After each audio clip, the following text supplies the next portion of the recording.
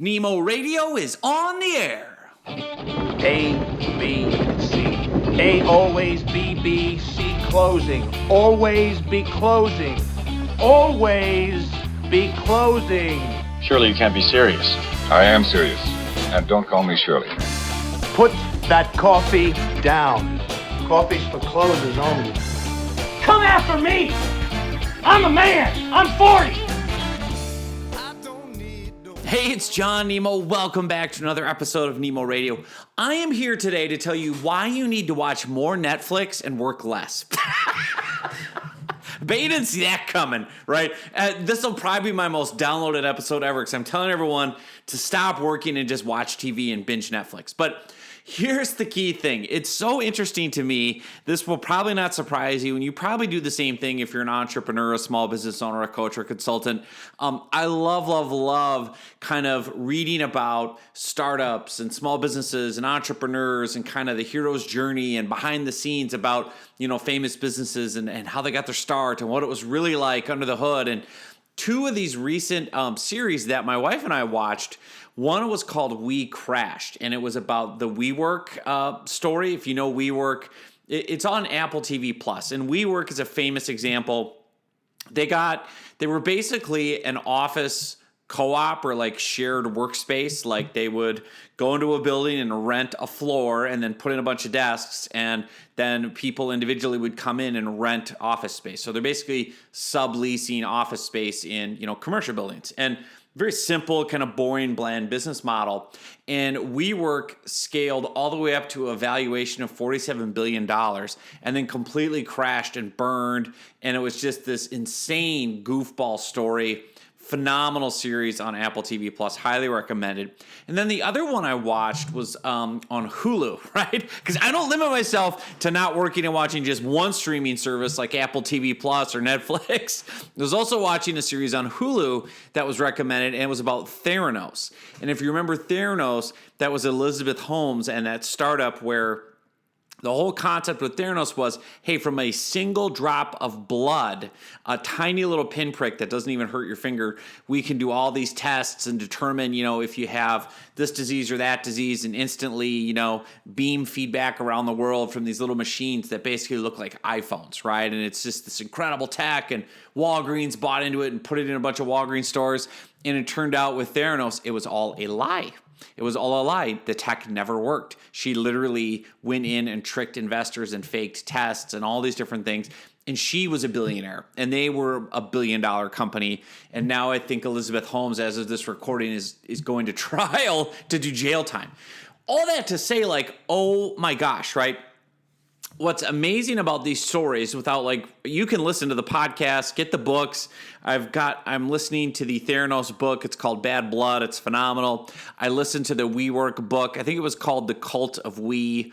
That's the book that I listened to. Just phenomenal stories. And the reason I'm bringing it up to you is if you are going to use that time to unwind, right, and get away, sure, it's fun to binge, whatever on Netflix, but you can pick things up. You can always pick up business lessons every day. And the core lessons that came through to me for WeWork and then Theranos was in both cases, some of the world's smartest and brightest investors and some of the world's smartest and brightest business people. Like in the case of Theranos, she hired away people from Apple, and her board of advisors had Henry Kissinger and all these huge famous politicians and leaders, and all these people bought into the lie. And then in the case of WeWork, the guy literally got billions and billions of dollars of investments. And, again, it was all kind of built on this false premise that they were somehow different than just a typical subleasing office company. That's literally all they were doing. But the marketing and the hype and the storytelling was so powerful that the mission statement for WeWork was, we want to elevate the world's consciousness. What? By putting in better desks in offices? What are you talking about? So let's unpack this a little bit. There's two key lessons that comes out of this. First is really a mindset lesson. You have to understand, and I have to remind myself, there is no shortage of money available, and there's no shortage of success available to you and to me. And the way that you get that, the way that you achieve that, the way that you get that money and get that success, there's two simple things that go into it. One is confidence, and the other one is storytelling. So these are the two trends and themes that emerged with WeWork and then with Theranos, was their founders were supremely confident people.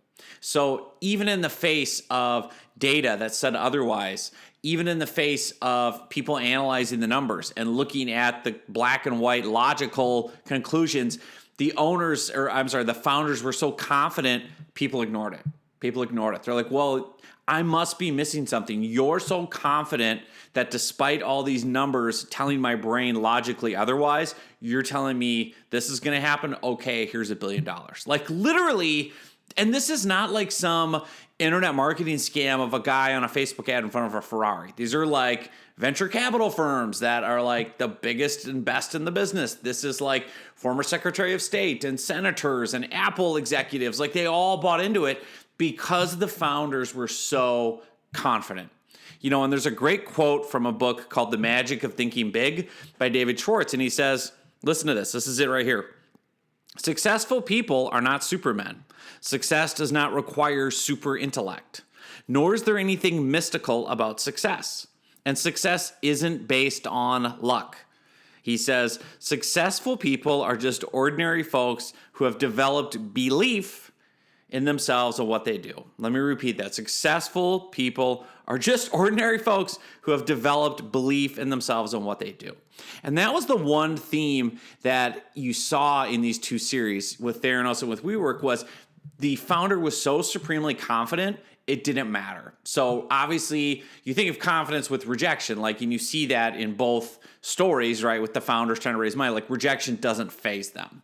They're just so confident. They're like, well, you're missing out. Fine, don't give me your money. You're going to be sorry, and like they go to the next one.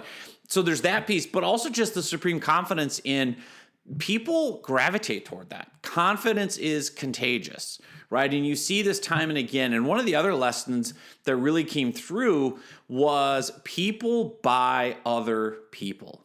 They buy your vision. They buy your story. They buy your confidence.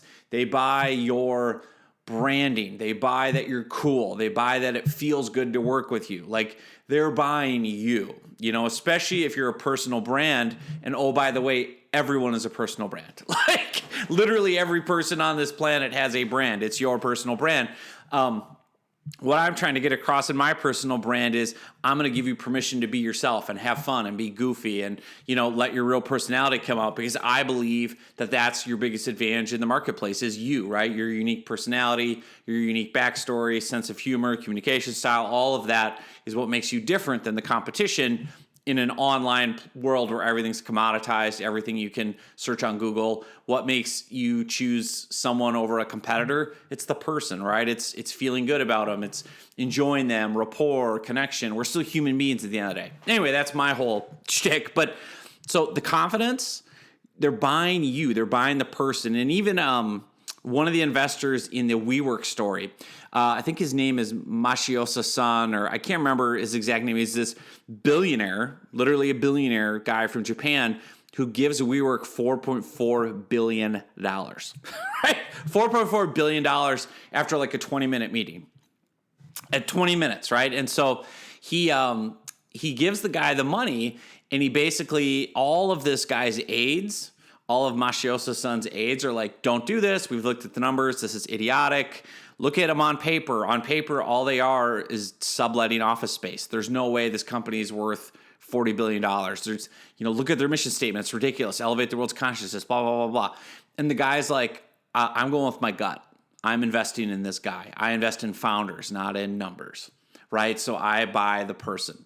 So like, whether you like it or not, your reputation, your personal brand, like how you are out treating others, like that's what people invest in and buy in. So the other big thing too was storytelling. That was another huge theme of these series with both Theranos and with WeWork. And where it really got illustrated perfectly was there's a story in the book. It's not in the TV series, but in the book about WeWork, The Cult of We, there's this scene where WeWork's number one competitor at the time was called Regis, and I think now they're called like IWP or something like that. But basically, WeWork didn't invent the co-working space. They didn't invent the idea of subletting a floor and renting out desks and stuff like that. Like, it had been going on for decades, right? So their number one competitor at the time was this company called Regis, and they were valued at, I can't remember the exact numbers, but it was something like $4 billion, right? And WeWork was valued at $40 billion. And there's this scene in the book where the CEO of Regis meets with the CEO of WeWork, and the CEO of Regis says to him, like, I don't get it. He's like, we literally do the exact same thing you do, and you have a 10x value. Like, there's no way you're worth, 10 times as much as us. We have more market share and this and that and that. And the WeWork founder looks at him and he goes, so the Regis guy says, why do you think that is? Like, what am I missing here? Why are you worth 40 billion and I'm worth 4 billion? And the WeWork guy looks at him and goes, because I have a better story. Oh, there it is. Mic drop. Let me pick my jaw off the floor. Because I have a better story. I tell a better story. People are all in on stories, right? Look at the myths and look at the stories that get attached to brands, right? Started in a garage, right? The story behind, Google, it was a couple of Stanford students. Mark Zuckerberg, the story behind Facebook, Harvard dropout, right? Like Steve Jobs, Apple started in a garage with him and Wozniak, and like there's all these myths and stories. People love stories. We're storytelling creatures. There's a reason you can remember a great story and tell it over and over and over again, but you can't remember what you ate for lunch yesterday, right? Like, you can't. That's what's so funny about school is my 14-year-old entrepreneur is like, what's the point of school? I just memorize all this rote information. I regurgitate it on a test, and then I forget it the next day. And I was like, dang, he's already got school figured out. I'm like, yeah, you got about 4 to 8 more years of that. So, it's true, though. I don't remember anything from school. I don't remember anything that I had to memorize in rote form. What I remember, the only stuff I remember from school are teachers that taught me with great storytelling.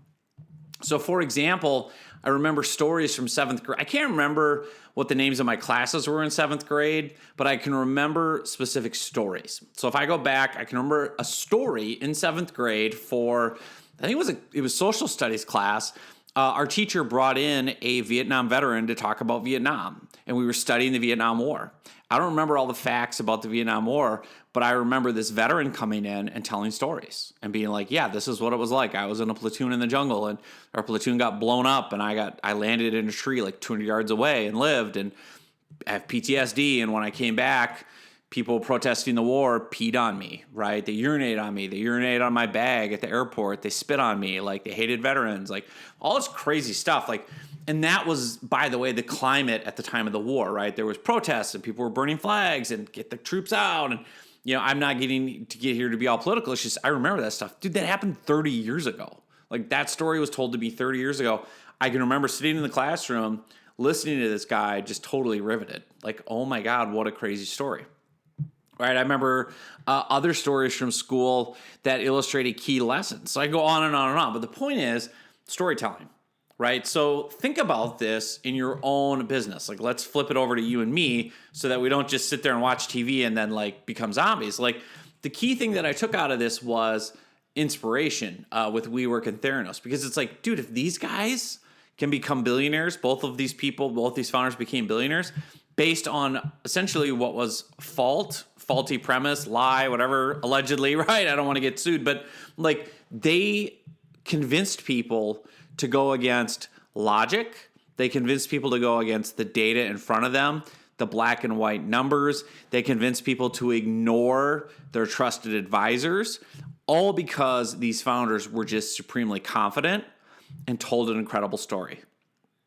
And that's great hope and inspiration for you and me, is remembering, especially if you believe in what you're doing, your confidence is contagious. People will buy because you're so confident. I mean, I've seen that happen on my own sales calls where people are like, man, you're so confident that this is going to work. And I'm like, yeah, because I know it will, right? If you do X, Y, and Z, I have the confidence it's going to work because I've been doing it for a decade, right? And then sometimes you have to sell the person on themselves. And I'm like, based on what you're telling me, I'm very confident in you. Like, you can achieve this or achieve that. And so That confidence is contagious. And the other great thing is storytelling. Like, that's the name of the game with all of this is I will never forget these business lessons about WeWork and Theranos because they're wrapped up in a story.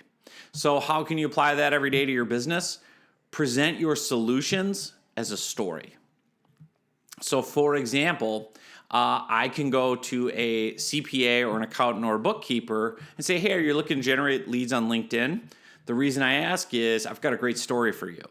Catherine Bishop is a CPA from North Carolina who got so many new clients on LinkedIn in 60 days. She had to, one, turn off her campaign because she got too much business, and two, she had to have her husband quit his day job and come work for her to service all the new clients.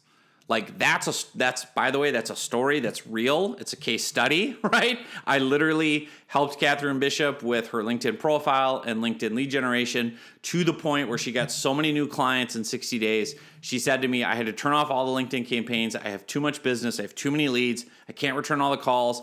And my husband, by the way, is going to quit his day job and come work for me because I can't service all this new business.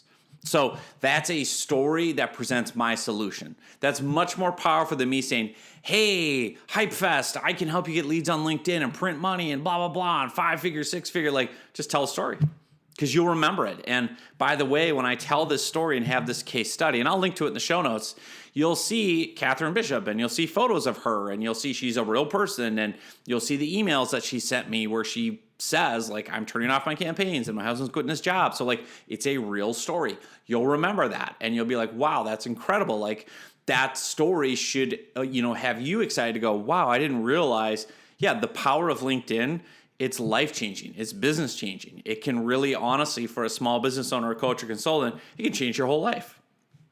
It can be so powerful that your spouse can quit his or her day job and come work for you. Like, can I guarantee that and promise that? Of course not. I don't promise that for people, but that's a story that illustrates how successful we were with that particular client. And there's a lot of reasons why we were so successful. And so when I tell people that story on sales calls, I'm like, Catherine did this, this, this, and this. That's why this was so successful, along with us doing our part, of course.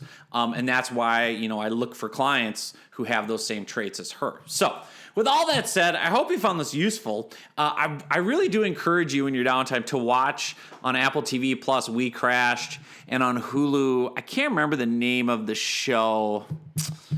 It's just go on Hulu and look for Elizabeth Holmes, or maybe it's called Bad Blood, which is the name of the book it's based on.